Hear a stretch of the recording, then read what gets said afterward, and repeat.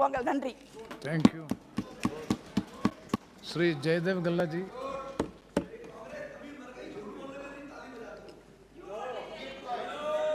Thank you, sir, for giving me this opportunity to speak on this very important subject. Please, please. Sir, I hope my time starts now. Yeah, please.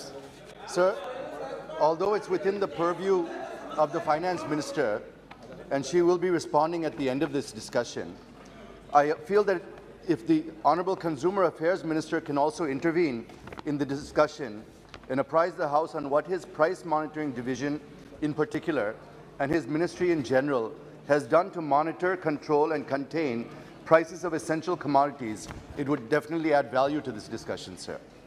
Sir, I would like to thank the Honorable Speaker for permitting me to take up the discussion on price rise, which is really hitting the common man.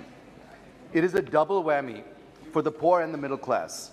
First, they suffered due to the pandemic, and now the skyrocketing of essential commodity prices. Running inflation and hike in fuel prices are adding fuel to the fire, sir. Sir, I hope that manthan of this debate will give Amrit in the form of suggestions, and I'm confident that the Honourable Finance Minister and Consumer Affairs Minister would take them in good spirit and act on them to rein the prices of essential commodities, which are really pinching everyone, sir. I tried to analyze with my limited knowledge the main reasons behind the rise in prices of essential commodities and found unabated increase in the price of petrol and diesel are the main reasons, followed to some extent by the Russia-Ukraine armed conflict.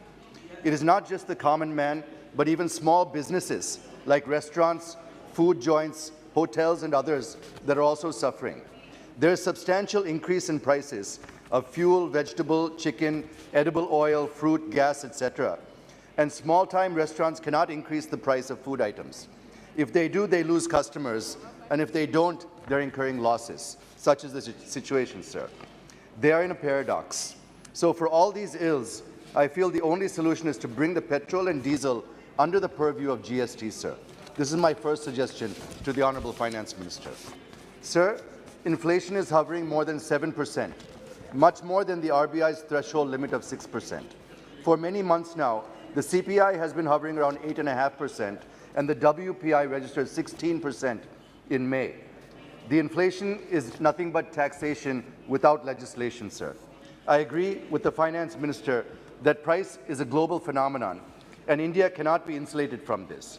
I also agree to some extent when the Finance Minister says that the Russia-Ukraine conflict also disrupted supply chains and resulted in increase of prices. This is true, but at the same time, inflation is majorly caused due to two reasons. One is demand pull inflation, and the other one is cost push inflation.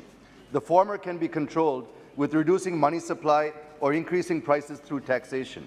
But when it comes to the latter, the measures needed are to increase the supply to meet the demand, which is not happening. And with floods in almost every part of the country, this will further worsen in the coming days. I would like to know from the Honourable Finance Minister the details of monetary, fiscal, administrative and price control measures taken by her and the RBI to control the inflation. This is my second point, sir. Sir, my next point is on containing retail prices. As per the existing system, retail prices are fixed by market forces, and people think that the government has a limited role to check spike in an unacceptable price rise. This is not true, sir, not fully true. Look at the legal metrology packaged commodities rules. It has a provision to fix the retail price of essential commodities if the prices of which go up, and now retail prices have shot up abnormally. It is not applicable to just packaged commodities, but also applicable to loose items sold in retail market. So I suggest the Honourable Finance Minister and also Consumer Affairs Minister to take proactive steps and fix the retail price for essential commodities for a certain period of time in the interest of consumers. Sir, I just have two more minutes and I'll conclude, sir. Sir, vulnerable sections of the society are suffering with high prices of commodities right from vegetables, pulses, oil, milk and whatnot. But to rein in high prices, we have one more mechanism, that is market intervention system, sir. The objective of this scheme is to intervene and to stabilize the prices in the market and to ensure that shortages do not adversely impact the consumers. So the House would like to know, and the country would like to know, what interventions the Government of India has made through the market intervention schemes to stabilize prices and whether such initiatives have given good results. Sir, it is not just the market intervention scheme. We also have the price stabilization fund to tackle inflationary trends. So what the ministry has done to implement this to deter speculative and hoarding of essential commodities may also kindly be explained to the House.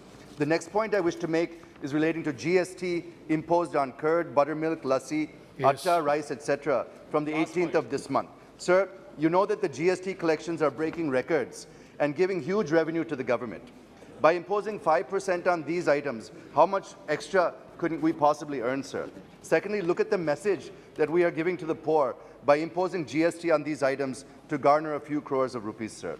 So I appeal to the Honourable Finance Minister and to the government to remove the GST on packaged or prepackaged items, which will give a sigh of relief to the common man. Fine. Oil is also an essential item in the kitchen, sir, whose prices have also gone up. And to address this, the Government of India has allowed duty-free import of 20 lakh tons of crude soybean and crude sunflower. Yes. I feel this quantity is not enough, sir. Hence, I request for increasing the quantity by 20 lakh more tons with duty-free, which will further soften prices of edible oil in the country, sir. Sir, my last point, I've seen in some reports recently that says that India has 0% chance for recession, sir.